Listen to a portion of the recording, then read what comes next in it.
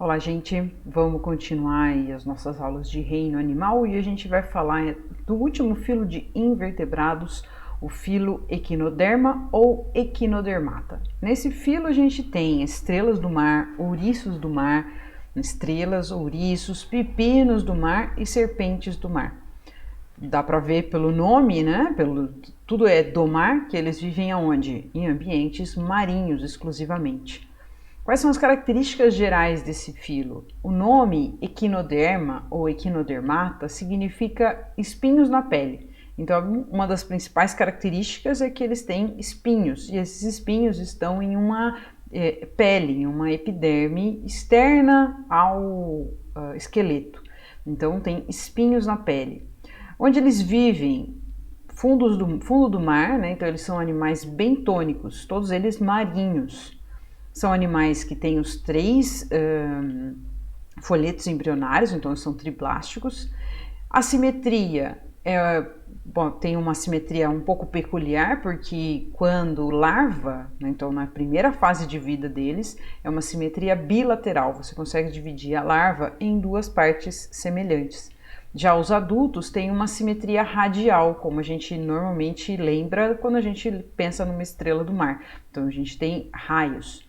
Como os raios vêm depois da simetria bilateral, a gente fala que a simetria radial deles é secundária. Tem algumas questões às vezes que perguntam isso. Por que nas estrelas do mar a simetria radial é secundária? É simplesmente porque vem depois. Inicialmente, né, nos primeiros momentos de vida, na larva, é uma simetria bilateral. Depois é que vem a radial.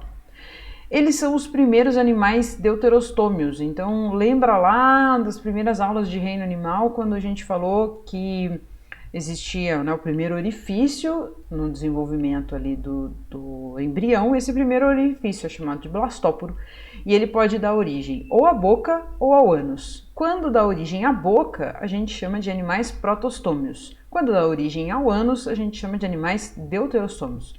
Então, as estrelas do mar, os equinodermas, são deuterostômios ou deuterostomatos. Eles são celomados, então vai ter uma cavidade abrigando os órgãos, e tem um endoesqueleto de calcário. Então eles têm esqueleto, só que esse esqueleto não é externo, como por exemplo nos artrópodes. Esse esqueleto está abaixo de uma pele, então ele é um endoesqueleto, assim como o nosso. A gente também tem um esqueleto dentro do nosso corpo, né, externo, tá? Aqui tem um vídeo mostrando, né, umas características gerais dos equinodermas. Vocês podem ver, provavelmente vocês vão gostar bastante. E a gente tem algumas classes. As classes nesse filo são Asteroidea, Echinoidea, Holuteroide, Crinoidea e Ophiuroidea.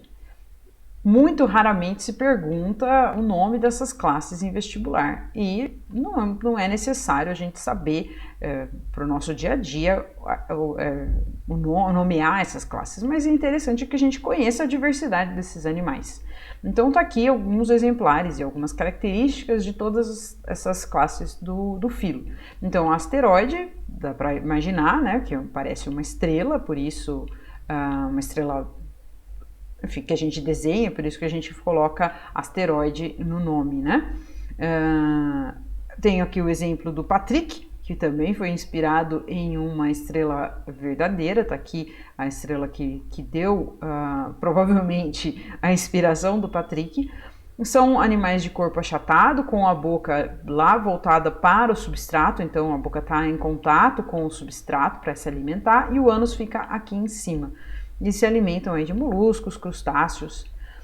Os equinoides são os ouriços do mar, então o ouriço do mar é do mesmo filo das estrelas e a gente consegue ver, né, esse corpo ele é mais circular e tem todos os espinhos. Um outro animal dessa classe são as bolachas do mar, a gente às vezes encontra isso na praia, né? Então tem esses dois exemplos aí de equinoide.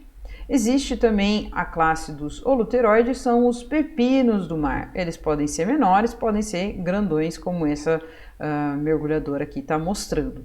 Então tem um corpo alongado, uma das extremidades é a boca, a outra extremidade é o ânus e tem todo o sistema ali de órgãos internos aqui. né? E você percebe que todos aqui até agora têm espinhos na pele, que é uma característica desse grupo. Também temos os lírios do mar nessa classe crinoide. Esses animais eles ficam fixados no substrato com a boca e ânus aqui em cima. Eles podem se alimentar de coisas que estão boiando, né? Pequenos animais, pequenas partículas que estão boiando no substrato, como os plânctons e detritos também. Temos também as serpentes do mar, que parece uma estrela, mas na verdade tem os braços muito mais longos, um corpinho menorzinho aqui no meio, e também possuem a localização, né, de boca voltada ao substrato, então aqui voltada para a pétala está a boca, e o ânus está aqui, ou melhor, às vezes nem tem ânus, né? Não há ânus, só tem uma entrada voltada para o substrato, tá bom? E como é que funcionam esses animais, né? O que a gente precisa entender desses animais? Primeiro, eu falei que uma das principais características deles, né, do grupo, é ter espinhos na pele. Então, eles têm um revestimento corporal, primeiro, é uma camada muito fina de epiderme e, posteriormente, em cima dessa epiderme, a gente tem espinhos. Esses espinhos podem ser bastante pontiagudos ou, às vezes, uma estrutura parecendo um ganchinho que eles podem movimentar e retirar algumas partículas. Eles têm controle sobre a movimentação dessas estruturas, não é uma coisa estática. Os espinhos são normalmente de calcário, também tem função não só de defesa, mas também de locomoção. E eles podem também ter alguns pés ambulacrais para movimento da parte superior, mas a maior parte do movimento está na parte de baixo, né? O animal se movimenta se arrastando ali pelos pés ambulacrais. Eles têm um endoesqueleto, como eu falei, então o esqueleto está interno. Esse esqueleto é de carbonato de cálcio e colágeno.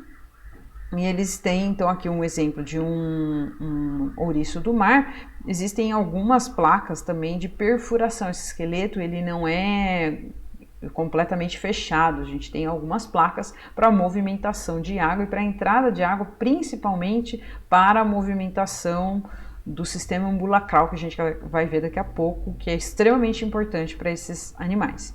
Então, a gente tem essas placas formando o esqueleto, não são completamente fixadas.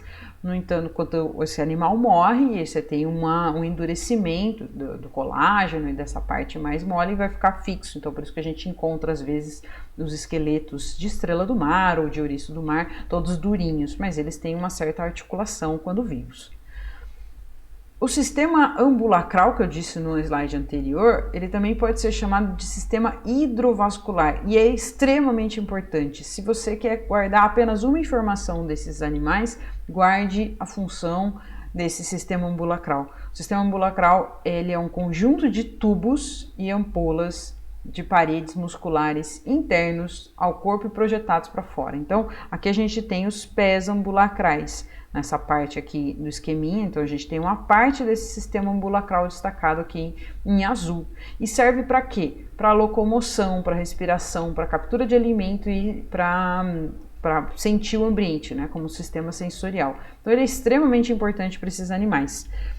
O sistema ambulacral destacado está aqui nessa imagem. Então, se a gente pegar uma estrela do mar e destacar, retirar todo o sistema ambulacral, a gente vai ver uma estrutura como essa, um anel central e cada um dos braços vai ter uma projeção aí com um canal e várias ampolas. O que o animal consegue fazer com esse sistema? Ele enche isso de água através de uma placa madrepérola que é toda perfurada ali na parte superior, vai conseguir entrar água aqui e ele vai jogar água para um lado, para o outro, movimentar uma ampola ou outra com o deslocamento de água. E isso é extremamente importante para ele conseguir andar, conseguir obter alimento, conseguir também respirar. Então é um sistema extremamente complexo e é exclusivo do filo Echinoderma. Então, é uma das coisas que faz a gente, se a gente encontra um animal novo e não consegue classificar, verificar a presença de um sistema ambulacral faz com que a gente coloque no filo equinoderma, beleza? Aqui, exemplificando ali uma imagem, né, com um esquema, é aqui uma imagem de foto real.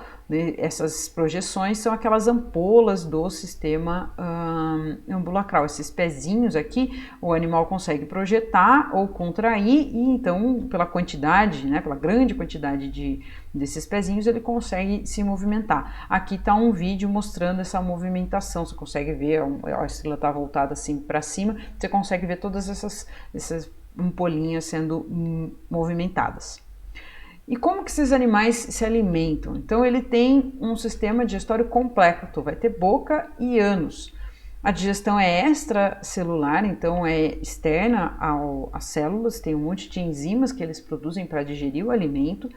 E uma vez digerido e absorvido, esse alimento então é distribuído pelo próprio sistema digestório que está ao longo de todo o corpo do animal. E o que eles se alimentam? Eles se alimentam, né, os principais, aí, os ouriços e as estrelas do mar, os ouriços de algas, pequenos animais, de detritos. E as estrelas do mar, apesar da gente achar elas belíssimas, assim, que fofinhas as estrelas do mar, elas são carnívoras e bastante predadoras. Elas comem anêmonas, moluscos, outros equinodermas. Podem comer mexilhões, e quem cultiva mexilhões próximos à praia, às vezes essas estrelas do mar são bastante predadoras e acabam com o cultivo de moluscos. Os ouriços, eles têm uma estrutura que às vezes pode ser apresentada a vocês em determinados exercícios, que são essas boquinhas aqui, né? Se não for apresentado a vocês em exercícios, às vezes vocês estão na praia e podem observar que tem uma boquinha. Essa boquinha são feitas aí de plaquinhas. Quem descreveu isso foi Aristóteles, e então a gente homenageia essa estrutura aí como lanterna de Aristóteles. Então os ouriços, eles conseguem quebrar e morder entre grandes aspas, né, porque isso aqui não é de fato uma boca, mas conseguem quebrar determinadas estruturas usando essas placas que estão organizadas aí numa lanterna de Aristóteles. Aí está o jeito como as estrelas do mar podem se alimentar. E uma coisa muito curiosa é que elas conseguem colocar o estômago para fora. Então, na boca que está aqui, quando o animal localiza um alimento, por exemplo, um molusco, um bivalve, um mexilhão ali, ele coloca esse estômago para fora, vai fazer a digestão e aí depois ele coloca o estômago com o alimento digerido para dentro para distribuir para o resto do corpo. Então aqui tem o estômago, essa massa aqui meio transparente, e aqui tem alguns animaizinhos, alguns peixinhos sendo devorados pelas estrelas do mar. E aqui tem um vídeo mostrando justamente essa alimentação, essa eversão do estômago para fora do animal. Quanto à respiração e excreção realizada pelo sistema ambulacral, a gente tem algumas outras estruturas, por exemplo, brânquias ou papilas respiratórias nesses dois grupos, e nos pepinos do mar tem uma árvore respiratória que está aqui em destaque. Mas são estruturas para retirar o oxigênio da água, porque todos são marinhos. Eles percebem o ambiente? Tem sistema sensorial? Sim, tem sistema nervoso. Esse sistema nervoso sensorial tem um auxílio também do sistema ambulacral, como a gente falou, né? Então os pés ambulacrais fazendo a percepção tátil e química, e tem um anel nervoso central e ramificações ao longo dos raios do animal. Tá? Para perceber e sentir o ambiente, tanto para predar quanto para fugir de predadores. Eles se reproduzem, essa reprodução normalmente a gente tem animais, né, que são dioicos, então tem um macho e uma fêmea. Tem fecundação externa, então o macho e a fêmea jogam para fora do corpo os seus gametas, óvulos e espermatozoides, vai acontecer a fecundação. O desenvolvimento embrionário aqui, que é esse desenvolvimento embrionário que a gente analisa aí para colocá-los como um tipo de classificação, para colocá-los no filo equinoderma, e lá no final do desenvolvimento a gente tem uma larva. Essa larva que está aqui, uma fotinho, que a gente consegue ver uma simetria bilateral. Se eu dividir aqui no meio, a gente tem um lado semelhante ao outro. Então a simetria da larva é bilateral e do adulto é radial. E ela também tem uma estratégia reprodutiva, mas não é bem, é uma regeneração. As estrelas do mar não vão fazer isso voluntariamente, se cortar, mas se acontecer uma quebra de um pedaço de